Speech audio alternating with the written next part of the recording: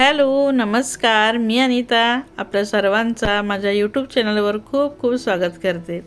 कसे आहात? मजेत ना? मजेतच राहा. गुड मॉर्निंग सर्वांना. सकाळची टिफिनची तयारी सुरू आहे आणि मी बनवत आहे मसाला भेंडी. मस्त भेंडी स्वच्छ धुवून पुसून घेतली आहे आणि त्याला उभी चिरून घेतली आहे. तर इथं मी तेलावर तिला परतून घेत आहे, छान असं क्रिस्प होईल तोपर्यंत. म्हणजेच ते शिजेल तोपर्यंत त्याला छान परतून घेत आहेत. नंतर मसाल्यामध्ये देखील आपण तिला शिजू देणार आहोत. तर खूप छान टेस्टी ही भाजी झाली होती. तुम्ही देखील बनवली असेल, नाही बनवली असेल तर आज माझी रेसिपी नक्की बघा आणि नक्कीच बनवा. तर इथे एका भांड्यामध्ये मी 2 मोठे चमचे दही घेतला आहे. तुमची भेंडी जितकी आहे त्या हिशोबाने तुम्ही दहीचं प्रमाण वाढवू शकतात. तर इथं अर्धा पाव भेंडीच होती माझी आणि इथं मी दही घेतला आहे 2 चमचे आणि त्यामध्ये आता काही मसाले मिक्स करत आहे. जसे धणे पावडर घेतला आहे, मसाल्याचा जो चमचा आहे ते 2 चमचे घेतला आहेत, पाव चमचा हळद घेतली आहेत आणि यामध्ये मी किचन किंग मसाला घालत आहे. या ठिकाणी तुम्ही गरम मसाला देखील घालू शकतात. जिरा पावडर घातला आहे 1 चमचाभर आणि 1 चमचा मी काश्मीरी लाल मिर्च घालत आहेत रंग येण्यासाठी.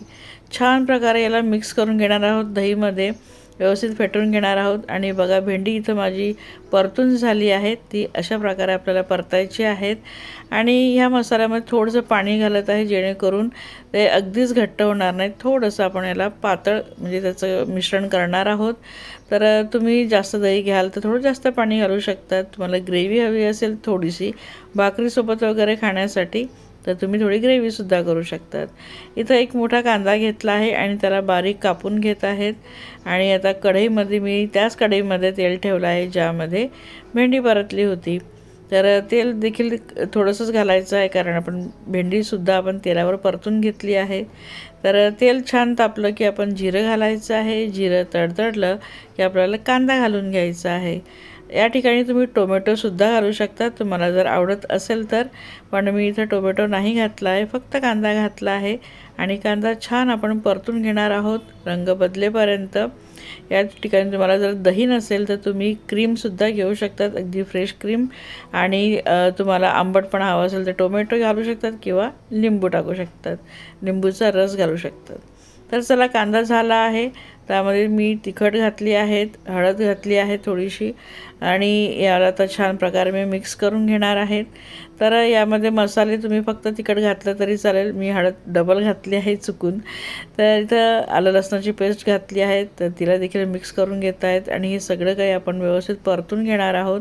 आणि त्यामध्ये आपण ही दह्याचा जो मसाला आहे तर तो घालून घेणार आहोत. छान क्रीमी टेक्स्चर येत आहे याच्याने, बघू शकतात. तर हे आपण इथं सगळं काही मसाला ओतून देणार आहोत. थोडं भांड्यामध्ये पाणी घालून त्याला देखील छान असं हलवून आपण ते सुद्धा यामध्ये घालून घेणार आहोत. तर याला छान मिक्स करून घ्यायचं आहे. मसाल्याचा रंग तुम्ही बघू शकतात किती छान आलेला आहे, टेक्स्चरसुद्धा खूप छान आलेला आहे. खूप मस्त असा हा मसाला होत आहे. तेल लगेच सुटायला लागलेलं आहे. दह्याने भाजीचा टेस्ट खूप वाढतो. इथं मीठ घातलं आहे मी चवीनुसार, ते देखील मिक्स करून घेतलं आहे. आणि यामध्ये आता भेंडी घालणार आहोत. सगळी भेंडी मी यामध्ये ओतली आहेत आणि यालासुद्धा मसाल्यामध्ये छान मिक्स करून घेणार आहोत, परतून घेणार आहोत. आणि आपण यामध्ये तर याला झाकण ठेवून एक 5 मिनटं होऊ देणार आहोत. मध्ये मध्ये आपण थोडा चमचा आपण हलवून घ्यायचा आहे, ढवळून घ्यायचं आहे भाजीला. एक 5 मिनटं आपण वाफेवर होऊ द्यायचं आहे. आणि इथं आपली भाजी रेडी आहे, कारण आपण भेंडी देखील छान परतून घेतली होती. बघू शकतात कसं छान कडेकडेनं तेल सुटलं आहे, मसाला देखील छान झाला आहे आणि भाजीचा रंग देखील सुंदर आलेला आहे.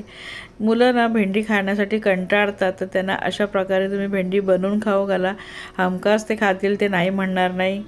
लास्टला मी कोथिंबीर घातला आहे, त्याला देखील मिक्स करून घेत आहे.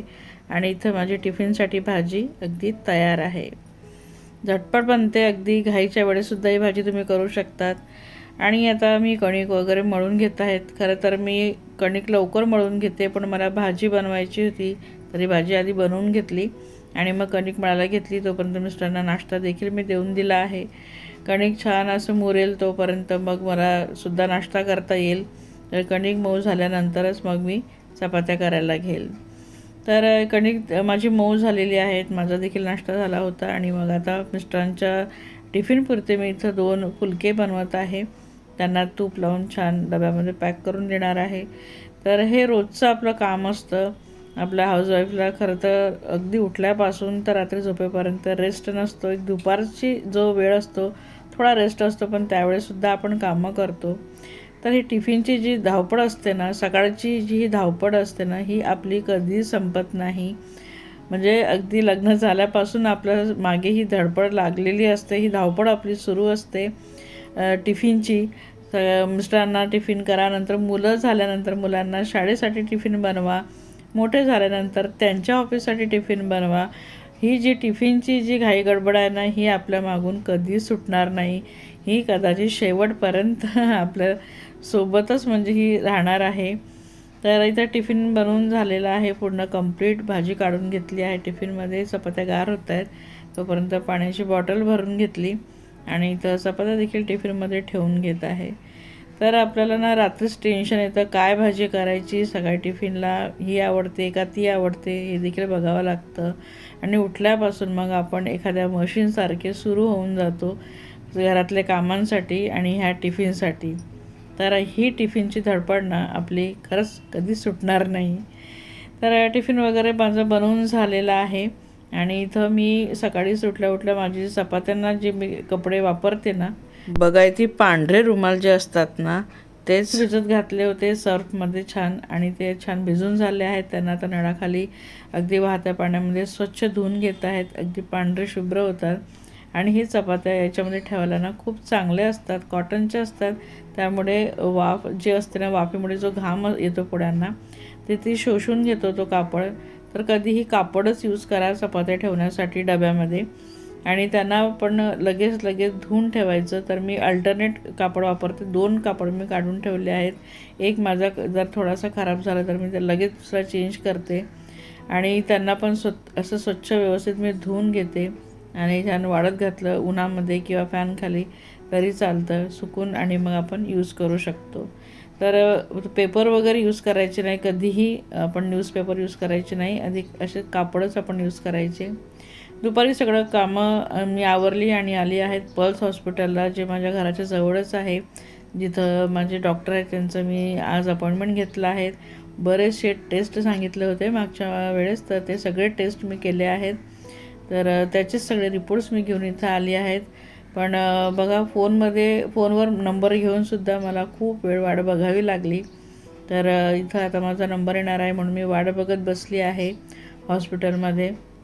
तर मी तुम्हाला आता दुसऱ्या दिवशी सकाळी भेटत आहे.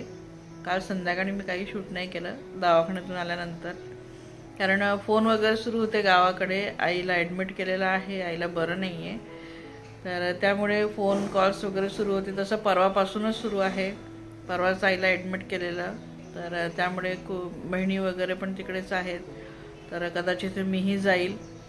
सर्वात जास्त म्हणजे मी लांब आहे, दोन्ही बहिणी थोड्या जवळपासच आहेत. तर मोठ्या बहिणीच्याच तालुक्याला आईला ॲडमिट केलेलं आहे, आणि लहान बहीण जळगावला आहे, तर ती पण गेली आहे. तर मी सुद्धा म्हणजे जाणार आहे. कधी जायचं ते आता बघते. तर आईची तब्येत आता रिकवर होत आहे, त्यामुळे मला सगळेच म्हणतात की तू येऊ नको, पण मग शेवटी आईला बघितल्याशिवाय चैन नाही पडणार. पुढे मी काल काही शूट नाही केलं, आणि थोडंसं लक्ष तिकडेच होतं. मन म्हणजे अगदी तिकडे आईमध्ये गुंतलं होतं. आई शेवटी आई असते, आई तर आपल्याला शेवटपर्यंत हवी असते. तर देवाला प्रार्थना करते की आईला अगदी सुखरूप ठेव, बरं कर. कारण सगळ्याच तिघी बहिणी भाऊ अगदी म्हणजे आईसाठी आम्ही बरं करण्यासाठी खूप धडपडत आहोत. तर जाईल मी पण कदाचित, कधीच रिझर्वेशन काढते ते बघते. आईला डिस्चार्ज मिळाला होते, घरी जाईल मी एक 3-4 दिवस आधी एक ऑर्डर केलं होतं अशी गोष्ट, ते तुमच्यासोबत शेअर करते. उपयोगी आहे, खूप कामाची आहे. तर मी खूप दिवसापासून ती ॲड बघत होते, खूप वेळा मी बघत होते, स्किप करत होते, पण असं वाटलं की चला एकदा ही घेऊन टाकूया. आणि आपल्या बायकांसाठी खूप महत्त्वाची आहे. तर ते पार्सल आता आलेलं आहे, आणि पार्सल आहे छोटंसं. तर आता मी याला ओपन करते. तर मी मागवलेलं आहे हेअर लाईन प्रोडक्ट मागवलेलं आहे. आपले जे पांढरे केस असतात, इन्स्टंट आपल्याला जर त्यांना ब्लॅक करायचं असेल, म्हणजे एखाद्या कार्यक्रमाला जाताना आपल्याला थोडेसे आपले पांढरे केस जे अगदी समोर असतात थोडेसे आपल्याला विचित्र वाटतात, तर पूर्ण हेअर कलर न करता आपल्याला असं वाटतं ना की तेवढे केस लपले पाहिजे, त्यासाठी मी हेअरलाईन हा प्रोडक्ट मागवलेला आहे. खूप बेस्ट आहे. याची पॅकेजिंग मला अजिबात आवडली नाही. बॉक्स अगदीच म्हणजे चपलेला होता, अगदी म्हणजे बिघडलेला होता. तर ठीक आहे, त्याला आपण इग्नोर करूया. तर त्यासोबत काय आलं आहे ते दाखवते. तर इथं हे आयब्रो शेपर आलेलं आहे. तुम्ही याला तुमच्या आयब्रोच्या इथं ठेवून तुमच्या आयब्रोला छान शेप देऊ शकतात पेन्सिलने. तर खूप छान आहे. 3 प्रकारचे आहेत. तुमची जशी आयब्रो आहे किंवा जसा तुम्हाला शेप द्यायचा असेल तसं तुम्ही देऊ शकता. त्यासोबत हा ब्रश देखील आला आहे आयब्रो पेन्सिल लावण्यासाठी. आणि हे आहे ते हेअर लायनर. तर हे तुम्हाला दाखवते मी की बघू शकतात. मी ओपन केलं आहे. तर एक हे स्टिक आहे. हे स्टिक हे या दुसऱ्या स्टिकमध्ये रब केल्यानंतर आपल्या केसांवर ते रब करायचं आहे आणि मग त्याने ते केस आपले काळे होतील. तर तुम्हाला मी दाखवते यामध्ये काय आहे. तर थोडंसं उजेडात मी तुम्हाला दाखवते. तर यामध्ये ना एक पावडर टाईप आहे, पण त्याला वर एक स्पंज लावलेला आहे. तर याला ते स्टिक थोडी प्रेस केली की त्या स्टिकला तो ब्लॅक कलर लागतो. ती ब्लॅक पावडर तिथं म्हणजे लागते आणि ती आपण आपल्या केसांवर ते रब करायची आहे, जेणेकरून तेवढे केस आपले काळे होतील. तर अशा प्रकारे आपल्याला तिला यूज करायची आहे. खूप छान प्रोडक्ट आहे, मला तर आवडलं. थोडे माझी तर तुम्हाला ग्रे हेअर दिसत आहेत. तर मी आता हे तुम्हाला लावून दाखवते.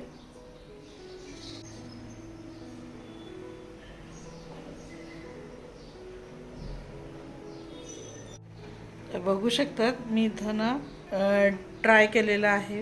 इथं माझे थोडेसे ग्रे हेअर होते. तर बघू शकता इथं मी लावलेलं आहे. युजफुल प्रोडक्ट आहे. यूज करायचं असेल तर करू शकतात. ॲमेझॉनवर अवेलेबल आहे.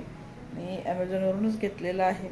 तर चला इथंच मी आजचा व्हिडिओ संपवत आहे. आवडला असेल तर प्लीज लाईक करा, कमेंट करा, शेअरसुद्धा करा. आणि आतापर्यंत चॅनल सबस्क्राईब केलं असेल तर प्लीज चॅनल सबस्क्राईब नक्की करा. भेटूया पुढच्या व्हिडिओमध्ये. तोपर्यंत बाय.